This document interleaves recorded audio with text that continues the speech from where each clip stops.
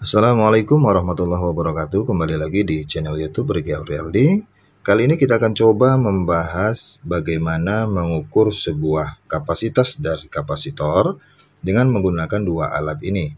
Ya, yang satu alatnya multitester analog yang menggunakan jarum penunjuk dan menggunakan alat ukur digital. Ya. Nah, kita coba lihat dulu nilai kapasitas dari kapasitor ini. Kapasitas dari kapasitor ini nilainya adalah terlihat 1,5 mikrofarad. Kapasitor yang satu lagi nilainya adalah 2,2 mikrofarad.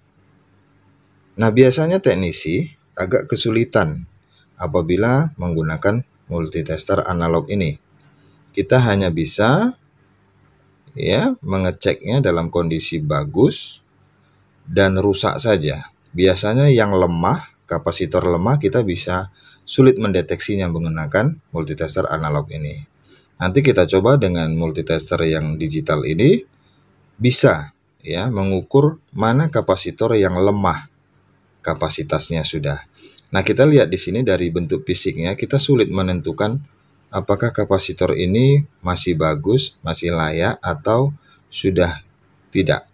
Ya, biasanya sih ditandai dengan gelembung ya. Ini bentuk fisiknya sudah berubah biasanya. Ada bentuk agak lebih gembung di sini, atau ada retakan, atau ada hitam gosong. Ya, biasanya tanda-tanda yang sudah jebol, kapasitornya yang sudah rusak, sudah terbakar. Nah, itu bisa kita pastikan itu dalam keadaan rusak. Tetapi kalau dalam bentuk fisiknya tidak ada berubah ya, maka kita akan kesulitan. Nah, ini kita coba praktekkan. Kalau menggunakan multitester analog ya, biasanya teknisi itu akan melihat apabila kapasitor itu bergerak, jarum penunjuk, kemudian kembali lagi jarum penunjuk ke asal, maka kapasitor ini dinyatakan bagus. Ya. Apabila jarum penunjuk bergerak dan tidak kembali lagi, ya, berarti dinyatakan rusak atau jarum penunjuk sama sekali tidak bergerak. Maka kita gunakan di kali 1K ya. Kita coba selektornya kali 1K ohm. Kita lihat, kita kalibrasi dulu, hubungkan, bergerak. Nah, kita coba ukur ya kapasitor yang nilainya 1,5 mikrofarad.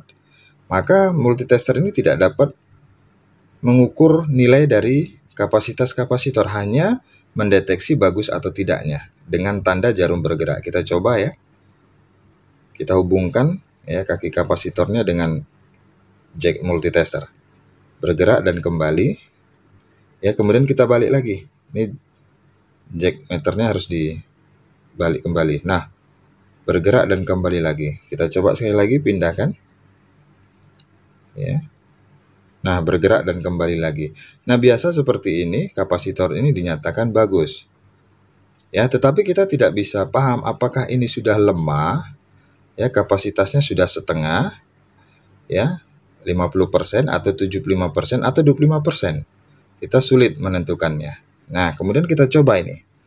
Yang nilainya 2,2 mikrofarad. Kita coba, kita hanya bisa mengetes jarum penunjuk tadi bergerak atau tidak kembali ke asal. Hanya itu. Tidak bisa menentukan berapa kapasitas yang masih ada. Kita lihat. Nah, bergerak dan kembali lagi. Nah, bergerak dan kembali lagi. Nah, biasa teknisi ini menganggap ini bagus. Ya. Masih bagus. Tetapi dengan menggunakan alat ukur multitester yang analog. Kita coba yang digital ya. Apa perbedaannya? Kita coba singkirkan yang analog digitalnya, kita coba yang gunakan yang digital multinya. Yang tadi yang analog kita coba ganti.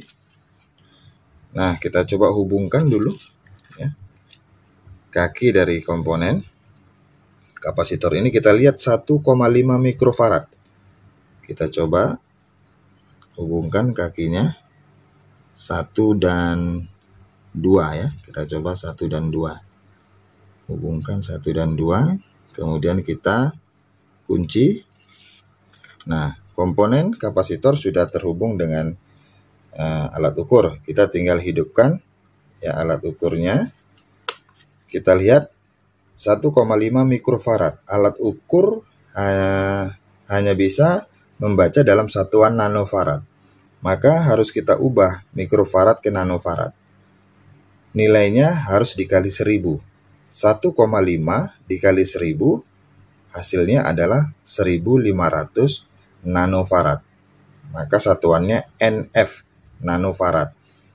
Kalau kita lihat nanti di layar, hasilnya tidak boleh jauh dari 1500 nanofarad. Kita coba hidupkan alat ukur.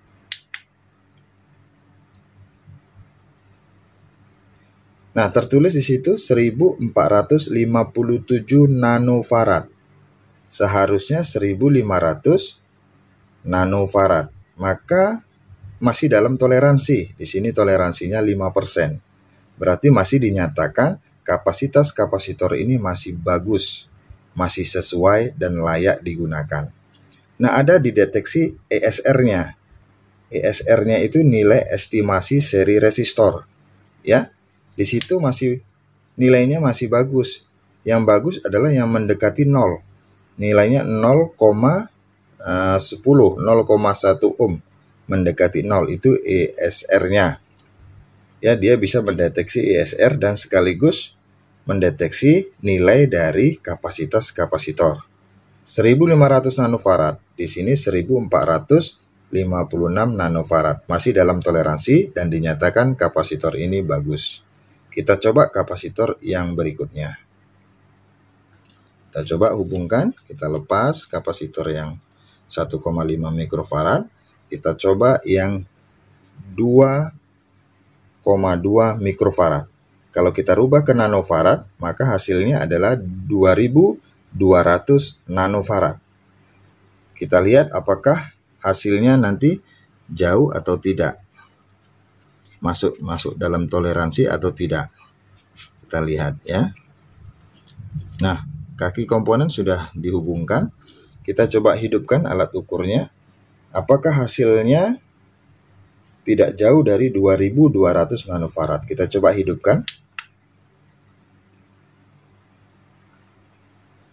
Kita tunggu. Nah, terlihat di situ ya. Terlihat hasilnya 1020 nanofarad. Ya, kalau kita dekatkan. Ini saya dekatkan nilainya. 1020 nanofarad. Yang seharusnya nilainya adalah 2200 nanofarad. Maka toleransinya terlalu jauh.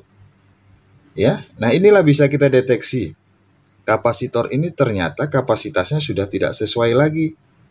Ya, tidak sesuai dengan yang tercantum di badan kapasitor ini. Maka kalau kita perhatikan ya, dari hasil multitester ini, kita coba sekali lagi. Hasilnya 1020 nanofarad. Maka tidak sesuai dan jauh dari toleransi, maka dinyatakan kapasitor ini rusak. Kita lihat 0,18 ya, ESR-nya cukup tinggi. Ya, sebaiknya dia kecil ESR-nya.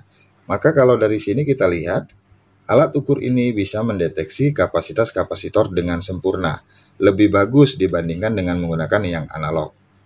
Maka saran ya, gunakanlah multitester, alat yang bisa mendukung kita bekerja. Maka bisa kita nyatakan kapasitor ini sudah turun kapasitasnya. Bukan berarti tidak bisa dipakai, bisa.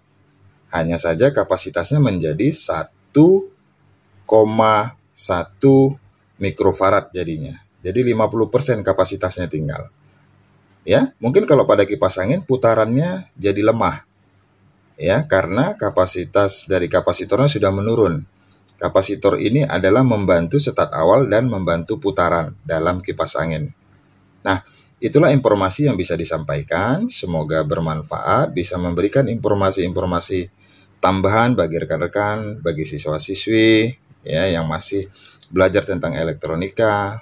Ya, jangan lupa like, comment, and share di channel ini. Terima kasih sekali lagi yang sudah menonton video ini sampai selesai. Sampai jumpa di video-video selanjutnya. Assalamualaikum warahmatullahi wabarakatuh.